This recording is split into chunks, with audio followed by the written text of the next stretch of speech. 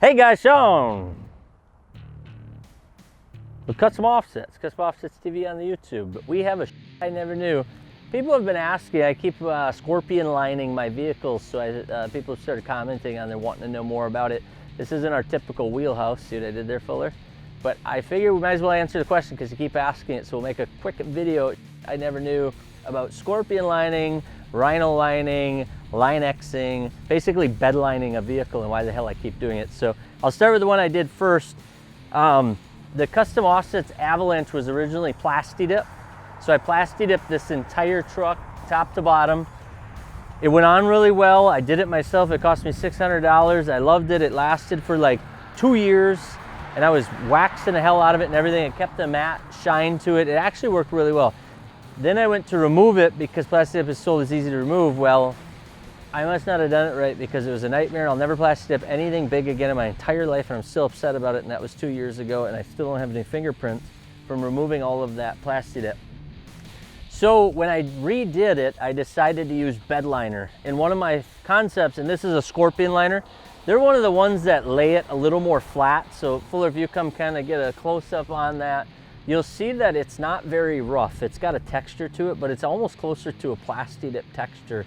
It's got a little bit of roughness to it, but it's not like the real rough bed liners. And that's why I kind of chased the Scorpion. And then it's got a matte look to it. And then on the bumps, it's got a sheen. So it's kind of matte, kind of shiny. It's hard to explain, but hopefully you're following me. And so I went and had them do this. And when I did it, I literally had them shoot everything. We went in and we shot the tow mirrors and we shot inside the door jambs. So you'll see we got real close to getting everything in the door jambs and then also the inner doors. So we got all of this area here. And that made a big difference. This is a white Avalanche. So I think it would have looked terrible if we would have left this white. When I Plastidiped it, I left these white, and I was yelled at my wife when she would open the doors at shows because they would see the sins of not doing the jambs. So it was a must that we did the jambs when we did these, and they close and operate great. The buildup of the liner didn't do anything for function and fit. So I've been really happy with it. As you can imagine, we had to remove all the tail lights and signals and pull all the bolts out of it and everything and re-put them in with all the RTV sealant. And then the other thing we did is we went right over the top of the plastic. If you have an Avalanche, I've had a lot of Avalanche guys say they're gonna just get their plastics bed linered. I highly recommend it. It doesn't have the fade problem anymore, but be careful when you're scuffing it, because any deep scuffs into the plastic and you actually see them right through the liner. Even though this builds up pretty good, you still see any imperfections through that liner. So don't think you're gonna take a beat to hell, scratched up, gouged truck, either plastic or metal, liner over it, and you're not gonna see that. You will see the scrapes and scratches, so you do wanna prep it just like you would if you were painting, or at least, you know, close to that.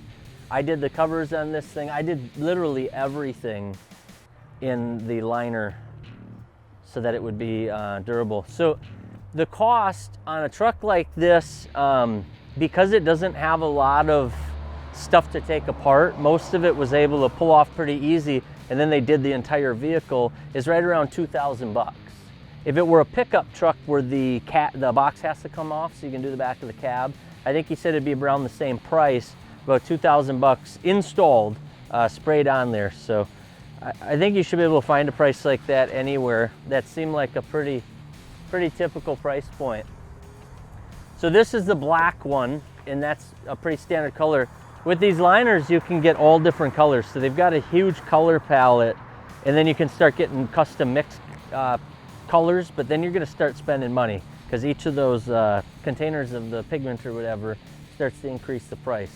So when I went to do the Hummer, they kind of thought it was going to be around the same price, and then shit got really weird. So same thing, you'll see that we did this one. This is also Scorpion liner. I think it added like 500 bucks to do a custom color because I really wanted it to match our building the best I could. Really going for a gray and black look. Again, I did inside of all of the door jambs and inside of the doors. This used to be a yellow Hummer, so it would have been real obvious, and I'll show you some spots where we didn't do it, that it really stands out. So I wanted to make sure and do the jambs really good. But because it's got a lift gate and these vents, and lots of marker lights and roof lights. There's lights for your lights. The whole lift gate had to come off. They had to remove anything that they weren't gonna liner. I didn't do like the step-up bars, and I didn't do the plastic down here. On the mirrors, I just had them do the insert.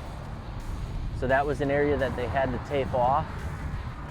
And then in the engine bay, because the Hummer's got a nice rectangular engine bay that's sealed from the hood, I just literally had them tape this off and then not do inside the engine bay, because you don't see it when the vehicle's all put together, ready to rock and roll. So for that reason, that's what the yellow looks like, and then that's where I stopped. You could definitely get in there, but that wasn't my cup of tea. But they had to remove the hood. They basically said, and I mean, all of this stuff had to come off. So they basically said, by the time they were done, they will likely never do an SUV again, at least not a Hummer, because of all of the pieces and parts. This one, they said, would probably be around $3,500 if anybody else wanted to do it, because they learned their lesson on this one. So if you look close on this one, you'll see that this is, so this, because of the charcoal or the gray, is all sheen. So you'll see it doesn't quite have the flat that the black carries, because that flatness comes from the black.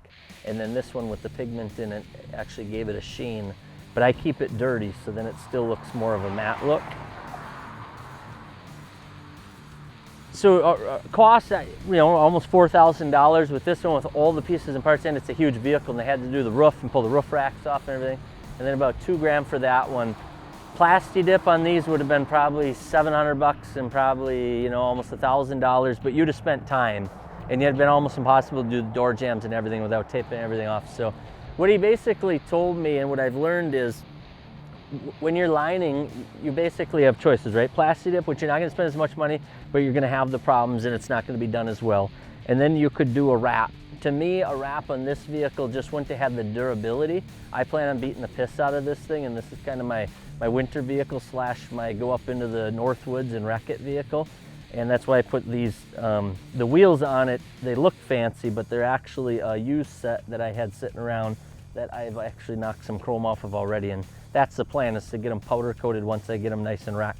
That's why we've been doing winter wheel experiments all winter. But this vehicle, I want it to be durable, and that's what the liner is. I mean, there's no doubt. Somebody egged it yesterday, or this last weekend, which is really funny, haha.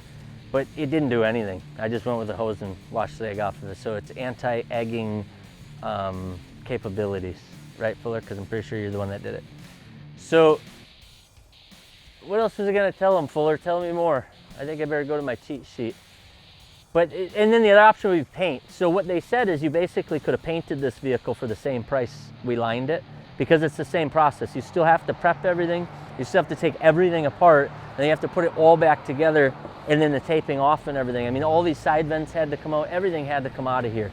So this one was the same. That one was definitely cheaper. I don't think anybody would totally do a color change. Oh, this reminds me what I want to talk about. For $2,000. So I would say this is cheaper than paint, more expensive by double than plasti dip, but this is gonna last forever. I mean, this is going nowhere. So the paint had some bubbling going on, some rust starting to creep out. So when I did the liner, we had them go ahead and use some preventers to try to stop that rust and grind out what they could, but I didn't have them cut it out and weld it. Going back, I wish I would have. We had hoped that the bed liner could hold it back. It held it back for about 3 weeks.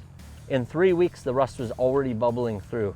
So now what I do is I just spray plasti dip on there, and I've got probably 3.5 inches of plasti dip on here, which is really odd, and I wouldn't recommend it to anybody because it's just a poor way to take care of things. But that would be an example where it won't stop rust, it won't get rid of rust, it's gonna bubble right through it. So don't have that false hope that you can take your old rusty truck and cover it in bed liner and nobody will know. It'll just hold it together like some magical glue. It's gonna come right through there. And that came through the plasti dip too, so. I'm checking my notes, Fuller. 3 hours later. Oh, cleaning, you wanted me to talk about cleaning. So as far as cleaning these, I like to just take them and power wash them. Sometimes I'll use, the brush at the car wash that you're never supposed to use, especially on your painted vehicle.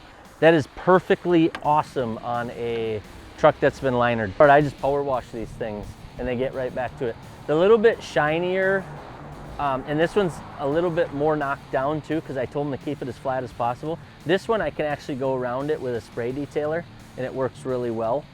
That one is a pain in the butt and it rips up all the rags because it does have a little more texture to it, and it's got that matte, so you end up seeing all the white marks if you try to use a detailer.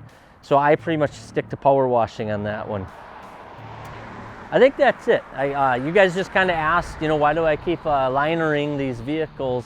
And I figured I'd give you a rundown of some of the costs. Let us know if you have any more questions that I can try to jump on, or Fuller, some of the guys will help out and we'll answer any other questions. But it's not really a cost savings, it's more about durability. You want it to last, and the badass look of having your entire truck bed linered, and the fact that kids will ask you if it's bulletproof and you can actually convince them that it is. Is it bulletproof?